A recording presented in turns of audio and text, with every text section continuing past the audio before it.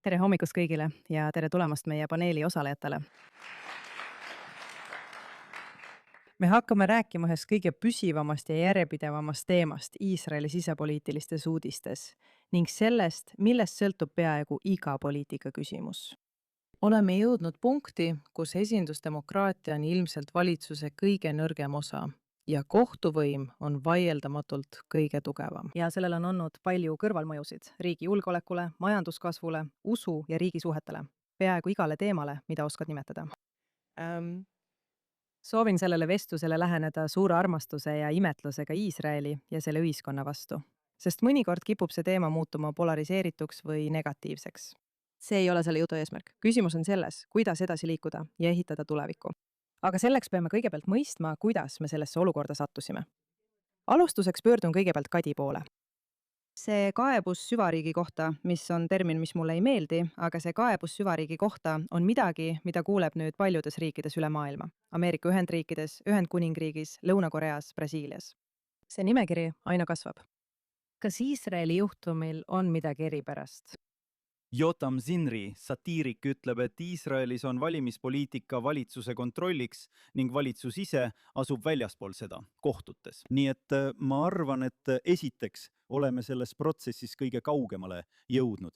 Kõige metsikumad ja ainus koht, mida ma tean, kus kohus arvab, et ta võib ka ise mängureegleid, põhiseaduslikke mängureegleid dikteerida. See ei ole ainult see, et ta tegutseb mängureeglite piires, vaid ta näeb end volitatuna põhiseadust dikteerima ja seda muutma või sellele kohtulikku kontrolli rakendama. Seega ei ole Iisraelis kohtuvõimul mingit piirangut. Ja teiseks on Iisraeli juhtum näidanud, et selles mängus esindavad kohtud eliite, kes on esmalt rahvusvastased ja seejärel demokraatia vastased. Ja nad on demokraatia vastased, sest nad on rahvusvastased, kuna enamus on rahvuslik. Seega, et ületada riigi rahvuslikku iseloomu, tuleb demokraatiat õõnestada. Ja mida need eliidid näitasid Iisraelis oli see, et kui sa üritad mängureegleid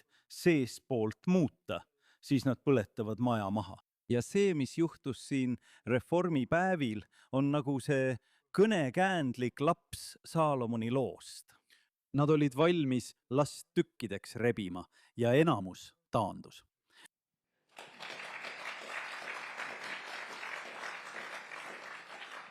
Kiire jätkuküsimus Iisraeli õiguse ja Läti foorumi vaimus, mille missiooniks on inspireerida arutelu nende teemade üle. Nii tihti kohtan inimesi, kes ütlevad, et midagi tuleb ette võtta. Me teame, et Iisraeli põhiseaduslik struktuur on võrreldes teiste kohtadega tasakaalust väljas.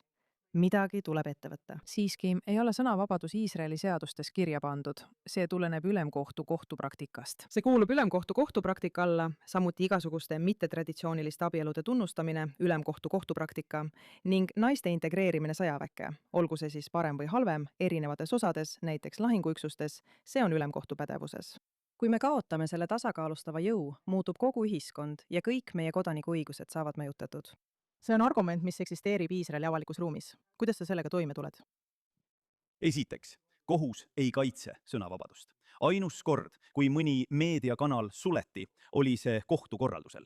See oli Arutz Sheva, mida juhtisid Mitna Halim. Seega kohus ei kaitse üksikisikute õigusi. Meil on kohutav inimõiguste olukord. Süüdimõistmise määrad siin on kohutavad, vahistamised on siin piiramatud ja kohtud on sellele lihtsalt kummitempliks. Seega on kohus poliitikas üks osapool. Ma annan sulle ainult ühe numbri, Elana, kuna meil pole palju aega. Kui palju süüdistusi esitati pärast Kaplani rahutusi? 0. Kui palju inimesi esitati süüdistus Gazast lahkumise vastases protestis? 700. Nii et kohus ei kaitse inimõigusi, see ei kaitse rühmaõigusi, see ei kaitse sõnavabadust, see kaitseb ühte poolt poliitilisel areenil.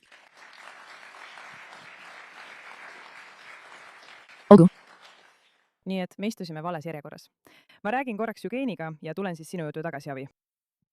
Kas ma võin midagi öelda selle kohta? Muidugi sa võid midagi öelda, aga väga lühidalt, 15 sekundit.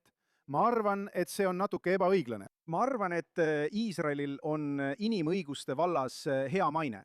See pole täiuslik nagu kellelgi teiselgi. ainult nendel aladel. aga ei, ma arvan, et inimõiguste vallas on neil üsna hea maine. lihtsalt on vale arvata, et see tuleneb kohtutegevusest. Kohus on mõnikord hea ja mõnikord halb. Nii et mõnikord on ta kaitsnud sõnavabadust ja mõnikord on seda kahjustanud. Ning sul on õigus Ehud Otšava otsuse osas. See ei kaitse eriti hästi kriminaalkorras süüdistatavate õigusi. Aga mõnikord ka parlament, mõnikord on seadusandlus hea, mõnikord halb. Kumbki neist pole laitmatu ajalooga. Lõppkokkuvõttes on demokraatia voorus see, et me lahendame need asjad arutleva protsessi käigus, mida ei juhtu siis, kui kohus kõigist teistest jõuga üle sõidab. Jevgeni, sinu kord. Nagu paljud siin ruumis ilmselt teavad, ulatuvad selle küsimuse juured aastakümnete taha. Ja kui see valitsemisstruktuuri düsfunktsioon kasvas, tulid peamised kriitikad tegelikult Iisraeli intelligentsilt. Need tulid inimestelt, kes olid rohkem seotud Iisraeli vasakpoolsete, rohkem Iisraeli tsentristlike vasakpoolsetega. Mõned näited siin on professor Ruth Gavison, professor Daniel Friedman, professor Menachem Meltzer.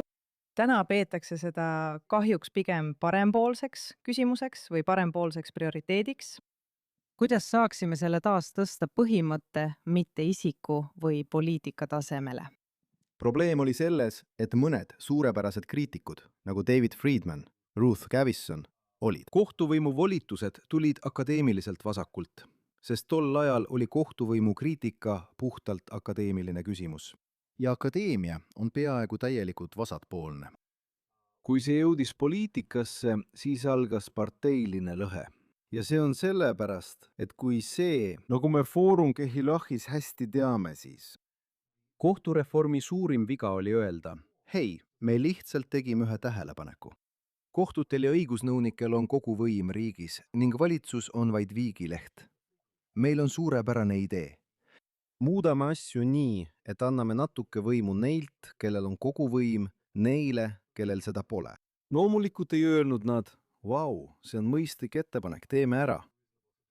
Selle asemel võitlesid nad jõuliselt oma võimu säilitamise nimel. Et muuta see laiemaks küsimuseks, arvan, et on ülioluline, et avalikkus teaks kogu probleemide spektrit, sealhulgas riikliku julgeoleku ja rahvusvahelisi küsimusi, milles kohtud õõnestavad valitsust. Sest kohtud ei tee seda otseselt, vaid teevad seda õigusnõunike kaudu, vetostades mõned parimad otsused, mida valitsus oleks võinud sõjas teha. Need tapeti juba eos õigusnõunike poolt. Valitsus ei taha seda erinevatel põhjustel avalikustada, aga ma arvan, et kui inimesed teaksid, mida nad on juba viimase paari aasta jooksul kaotanud õigusnõunike siduva mõju tõttu, siis nad hakkaksid mässama. Avi, ma tahan publikule natuke reformimeelse leeri siseringi asju tutvustada. Olgu, ja selles leeris käib väike arutelu, kus üks pool ütleb, et meil on tõesti vaja struktuurireformi. Meil on vaja muuta kõigi erinevate osapoolte stiimuleid poliitilises ja kohtusüsteemis ning siis lahenevad asjad iseenesest. Ja teine leer, mis on senise olukorra suhtes mõnevõrra pettunud, ütleb, et tegelikult on vaja lihtsalt õiged inimesed õigetele kohtadele panna. Pole vahet, kas nad on parempoolsed aktivistid. Oluline on, et aktivism on aktsepteeritav seni, kuni see on parem ja mitte vasakpoolne. Ja see arutelu kestab siiani. Kuidas sina seda näed? Sina oled töötanud kohtu juures assistendina, sa oled õpetanud õigust nii ülikoolis kui ka erinevates teistes kohtades ja ma tahaksin kuulda sinu arvamust. Jah, aitäh. Nii et inimeste õigetele kohtadele saamine on ülioluline, olenemata sellest, mis seisukohal sa nende asjade suhtes oled, eks. Ma mõtlen taaskord, ideaalis on demokraatia. Valitsus, mida juhivad rahvaesindajad pärast kaalutlevat arutelu. Ja kui sa tahad, et esindajad suudaksid oma otsuseid ellu viia, peab neil olema bürokraatia, mis reageerib sellele, mille nad pärast arutelu on otsustanud. Nüüd oleme tänapäeva maailmas keerulises olukorras. Ja see ei puuduta ainult Iisraeli ega ole eriti Iisraelile omane. See on kogu läänemaailmas. Me elame arutelu järgses ühiskonnas. Inimesed ei osale enam tegelikult aruteludes. mida nad pigem teevad, on üksteise hirmutamine või pealekarjumine. Aga see teeb veelgi olulisemaks selle, et kui tahad, et oleksid demokraatlikud protsessid, siis peab bürokraatia lõpuks järgima rahvaesindajate otsuseid, sest kedagi pole võimalik veenda midagi tegema. See lihtsalt peab nii olema. sina teed otsused ja siis lähed edasi.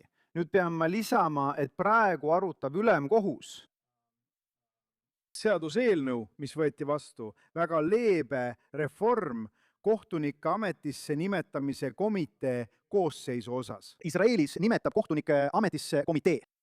Komiteel on, nagu sa tead, vastuoluline koosseis, mis annab kohtunikele rohkem või vähem. Ametis olevatele kohtunikele sisuliselt vetoõiguse tulevaste kohtunike üle. ja reform muudaks komitee põhimõtteliselt mõlema poole esindajatega organiks, kus oleksid rahvaesindajad nii valitsevast koalitsioonist kui ka opositsioonist. Ülemkohus andis sellel nädalal kuulamistel väga selgelt mõista, et ta kavatseb selle põhiseadusvastaseks kuulutada. See on põhiseadusliku staatusega seaduseks, see on aluse seadus. Kohus kavatseb nüüd leiutada põhimõtte, mis hakkab kehtima. See põhimõte esitatakse nii, nagu see pärineks Iisraeli asutamisest, et see uus seadus tühistada. ja nad on juba selgitanud, mida nad kavatsevad teha, tead küll, selles müstikas. See on halb asi, kui poliitikud määravad kohtunikke. Ülemkohtu president ütles ühes ringelnud videos, ei, meie teame paremini. Teate küll, poliitikud, kes neid tahab? Kui tahate õigeid otsuseid, siis kes teab paremini, mida kohtunikud peaksid tegema kui meie? Seega ei saa teil olla kontrolli ametisse nimetamiste üle, kui teil ei ole ka struktuurireformi, mis võimaldaks muudatusi teha ja ametisse nimetada ning mille ülemkohus heaks kiidaks. Ja ma ütlen veelgi enam, te ei saa isegi kohtureformi ega mingit struktuurireformi teha, kui teil ei ole institutsionaalseid muudatusi, sest kohus ei luba seda. Olgu, meil on jäänud 3 minutit, nüüd tuleb kiire küsimuste voor, lähtudes teie viimasest vastusest. ja ma loodan, et meil on piisavalt aega, et igaüks saaks minutiks oma mõtteid jagada. Ameeriklased kipuvad ütlema, et Iisrael vajab põhiseadust. See on asi, mida Iisrael vajab selle probleemi lahendamiseks. Kas kirjalik põhiseadus on see, mis selle probleemi lahendab? Ja igal juhul, kui meil on aega, siis üks reform, mida teeksite kohtusüsteemis ja üks, mida teeksite Knesseti või valitsuse institutsioonis. Eugene. Põhiseaduse koostamise idee on hea asi, kui see sisaldab häid asju. Ja tegelik küsimus on, mis selles põhiseaduses kirjas on. Praegu on ülemkohus võtnud endale täieliku võimu valitsuse ametisse nimetamiste üle, peaministri vallandamise õiguse ning õiguse tühistada põhiseaduse sätteid, mis neile ei meeldi. Iga põhiseadus, mis koostatakse ülemkohtu võimu varjus, oleks lihtsalt põhiseadus, mis on loodud nende võimu kinnitamiseks. Ja niinimetatud iseseisvusdeklaratsiooni põhiseadus, millest mõned poliitikud palju räägivad, on lihtsalt viis anda tagantjärele seaduslik alus kohtu absoluutsele võimule, kasutades nii ebamääraseid termineid, et nad võiksid neid tõlgendada ükskõik, kuidas soovivad. Ma jagasin kunagi Eugene'i arvamust. Tegelikult ütlesin ma seda korduvalt, kui olin umbes 15-20 aastat tagasi seotud põhiseaduse koostamisega. Ja sellest ajast olen jõudnud teistsugusele arvamusele. Ning las ma selgitan, miks. Enne, kui saab olla põhiseadus, mis tegelikult toimib, peab olema kokkulepe, et me austame reegleid. Ja see kohus ei austa neid enam, eks? Nii et sa võid põhiseadusesse kirjutada mida iganes tahad, aga ülemkohus lihtsalt lükkab selle kõrvale, eks? Nemad teavad paremini. Nad leiavad nähtamatud põhimõtted, mis on seal alati olnud, tead küll, viimased 60, 70, 80 aastat. Ja siis teevad, mida tahavad. Nii et enne kui kuhugi jõuda, arvan ma, et pole halb mõte omada kirjalikku põhiseadust, kuigi pean ütlema, et meil läks päris hästi ka siis, kui kasutasime Briti kirjutamata põhiseadust. Esiteks ja kõige tähtsam on see, et sa pead institutsioone muutma. Ma arvan, et on 2 võimalikku tulemust. üks võimalus on see, et me loome põhiseaduskohtu, mille moodustab Knesset, mis on kõrgemal kui ülemkohus ja see kohus esindab kõiki avalikkuse arvamusi ning seetõttu on meil avalikkuse usaldus. Ja siis saab olla põhiseadus, sest nad austavad seda. Teine võimalus on see, et me liigume lihtsalt põhiseadusliku kokkupõrke poole. Ja ma ei usu, et see oleks kodusõda, nagu Aaron Barak ütles. Ma arvan, et see oleks lihtsalt ükskõiksus. Ühel päeval teevad nad nii hullumeelse otsuse, et kõik poliitikud pööravad lihtsalt selja. Ja nagu Hanna Arendt kunagi ütles, kõige tõhusam viis autoriteedi õõnestamiseks on naer. Ühel päeval teevad need inimesed endast naljanumbri.